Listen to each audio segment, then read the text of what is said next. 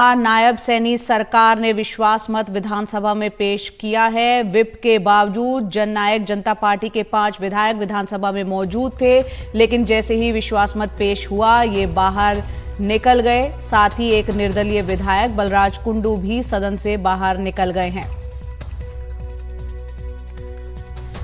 तो नायब सैनी जो है उनकी सरकार का यहां पर बहुमत के लिए फ्लोर टेस्ट के लिए बहुमत साबित करने के लिए फ्लोर टेस्ट जो हो रहा है वो पेश किया गया और यहां पर जेजेपी के जो 5 विधायक हैं वो विधानसभा में उस दौरान मौजूद थे, लेकिन जब विश्वास मत पेश हुआ तो वो बाहर निकल गए।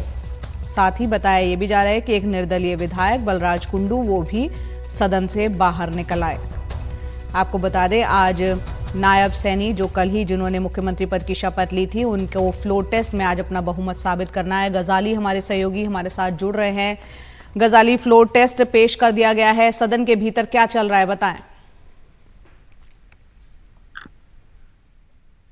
जी, सदन के भीतर थोड़ी देर में वोटिंग शुरू होगी। इससे पहले ही जैसे प्रस्ताव पेश किया गया तो 5 विधायक जो जजपा के हिसार की रैली में अनुपस्थित दिख रहे हैं वो यहाँ विधानसभा आए, लेकिन जैसा कि व्हिप जारी किया है पार्टी ने कि 10 विधायकों को ये व्हिप जारी करके कहा गया कि वो सदन में वोट जहां आज होने वाला है विश्वास प्रस्ताव का उसमें वो अनुपस्थित रहें।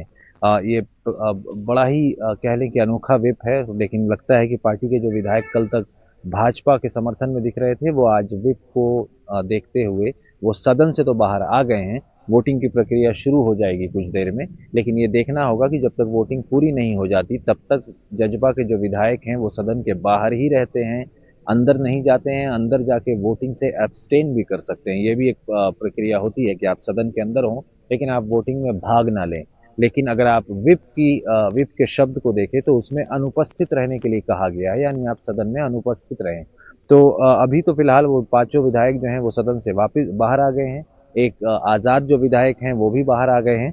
तो फिलहाल जो सदन की गिनती है वो अगर 10 विधायक जजपा के नहीं रहते हैं तो सदन की गिनती हो जाती है 80 और 90 से अगर 80 सदन की सदस्यता गिनती हो जाती है तो कहीं ना कहीं भाजपा बहुत आराम से अपने मेजॉरिटी फिगर मार्क जो है, जो अगर 80 होती है तो वो 41 हो जाएगी और भाजपा के पास ऑलरेडी 41 विधायक हैं। तो कहीं ना कहीं भाजपा के लिए रास्ते और आसान हो जाएंगे विश्वास प्रस्ताव में ये दिखाने के लिए कि उनके पास मेजॉरिटी है। तो इस व्हिप का मकसद क्या रहा? सदन में आसानी से बहुमत बीजेपी को जब हासिल हो ही रहा है तो जेजेपी का मकसद? जेजेपी के मकसद की ही तफ्तीश की जा रही है कि उनका मकसद है क्या, क्योंकि शायद वो आज की रैली में जो बार बार कल अजय चौटाला हो या निशान सिंह हो या दुष्यंत चौटाला अपने बयान में दिल्ली से यही कह रहे थे कि पार्टी के आगे की रणनीति पर वो हिसार की रैली से घोषणा करेंगे। अब क्या वो बीजेपी पर पूरी तरह से आक्रामक होते हैं? क्योंकि अगर वो बीजेपी पर आक्रामक होते हैं तो आज के सदन में उनको वोटिंग के लिए उपस्थित होना चाहिए था और सरकार के खिलाफ विश्वास प्रस्ताव में अपना वोट देना चाहिए था।